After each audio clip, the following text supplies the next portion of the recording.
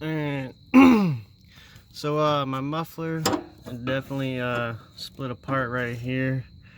That end pipe, these two clamps somehow got,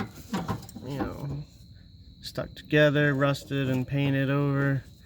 So I'm gonna fix that, and then I'm gonna get this piece back onto here via some paste or something. I already tried JB Weld, messed up, but I'm gonna get these hooks off of here, and then I'm gonna put a belt strap,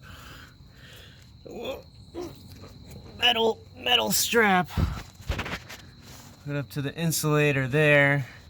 This is already sitting, look, this sits, it's supposed to be up here, but it's down here.